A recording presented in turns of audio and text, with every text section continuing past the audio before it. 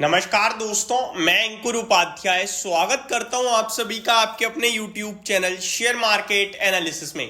Breaking news आते हुए दिख रही है और एज इट इज हमेशा की तरह मैं आप सभी के साथ सबसे पहले कवर करने जा रहा हूं ये खबर भी। कल मैंने लगभग इसी समय एक न्यूज कवर करी थी IIFL फाइनेंस और RBI ने बैन लगाया था गोल्ड लोन पे इमीडिएट इफेक्ट के साथ, क्योंकि लोन टू वैल्यू रेशो ज्यादा आ रहा था।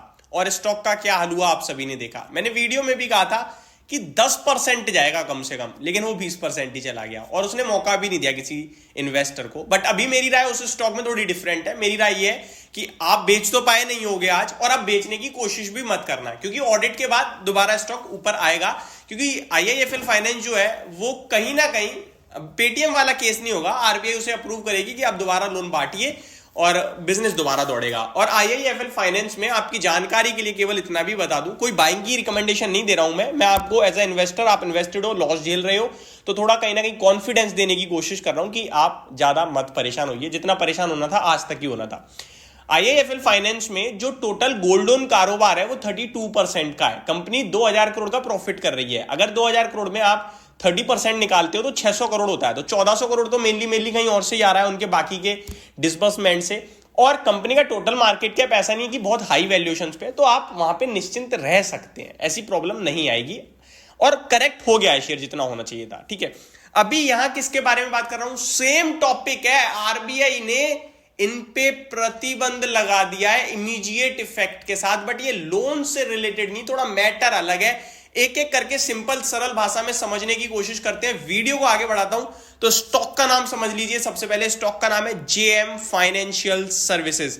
JM फाइनेंशियल्स की बात की जाए तो कंपनी के लिए RBI ने क्या कहा है, as it is word to word screen पे आपके साथ डिस्कस कर देता हूं, फिर इसको डिस्कस करेंगे। RBI ने कहा है directed JM financial product to cease and desist with immediate effect from doing any of financing against shares and debentures.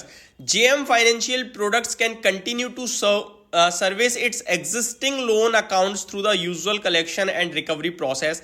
JM Financial Product action due to certain serious deficiencies observed in respect of loan sanction for IPO financing, NCDs subscription.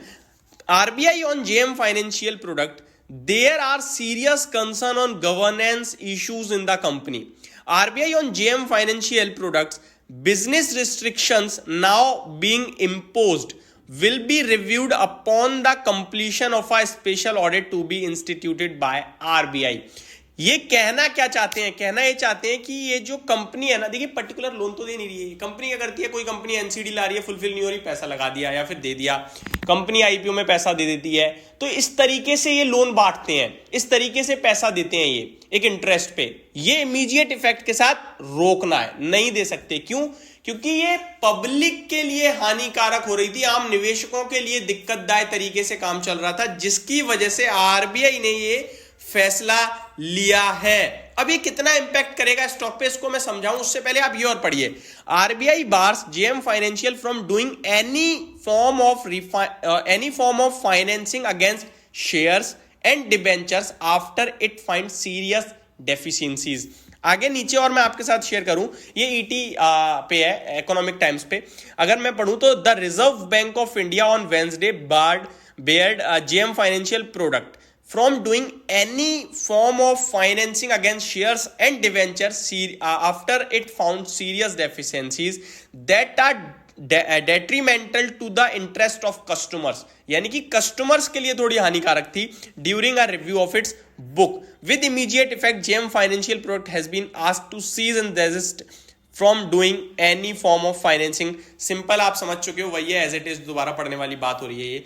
अब होगा क्या, JM financial का share टूटेगा, पहली बात तो उनके कारोबार पे है, बट कितना ज्यादा टूटेगा, कितनी प्रॉब्लम है, देखिए एज इट इज है IIFL जैसी, बट थोड़ा चेंज है यहाँ उनके कारोबार पे जिस पे रोक लगाई गई है ना, वो आई थिंक उतना बड़ा नहीं है। बाकी मैं कंफर्म नहीं हूं, बट डेफिनेटली सेंटिमेंटल और बिजनेस कुछ तो रुक ही रहा है, तो गिरेगा तो शेयर डेफिनेटली 5% तक जा सकता है ये स्टॉक भी। टेक्निकल टर्म्स पे देखूं तो 83 तक के चांसेस बन रहे हैं, बट मुझे लगता है 90 के आसपास रुक जाना चाहिए शेयर, और नहीं भी रुकता है तो कुछ दिक्कत नहीं है। जिनके पास है उनके लिए प्रॉब्लम है, फ्रेश एंट्री तो अभी आपको लेनी नहीं है। 83 के आसपास आ जाए इस केस में तो आप जरूर कहीं ना कहीं पोजीशन मेंटेन कर सकते हैं। रिव्यू होगा, ऑडिट होगा दोबारा, और उसके बाद इन्हें भी कहीं ना कहीं बोला जाएगा हाँ जी आप कर सकते हो, क्योंकि ये सारी कंपनियों के लिए ऐसी चीजें आती रहती हैं आरबीआई से। बट आरबीआई बहुत स्ट्रिक्ट हो रहा है इस समय, एक आरबीआई और एक सेबी बहुत स्ट्रिक्ट हो रहे हैं, और आप सभी के लिए आए दिन कोई ना कोई खबर आ रही है। तो ये सारी डिटेल्स थी जो मैंने डिस्कस करी। इन्वेस्टर क्या करें, ऑलरेडी इन्वेस्टेड लोग क्या करें? आप कुछ नहीं कर सकते और आप कुछ करिएगा भी मत। इस खबर से शेयर गिरे, आप लॉस बुक करो, निकल जाओ, 2 महीने बाद परेशान हो, तो उससे अच्छा है आप कुछ मत कीजिए। मौका नहीं देंगे शेयर्स आपको।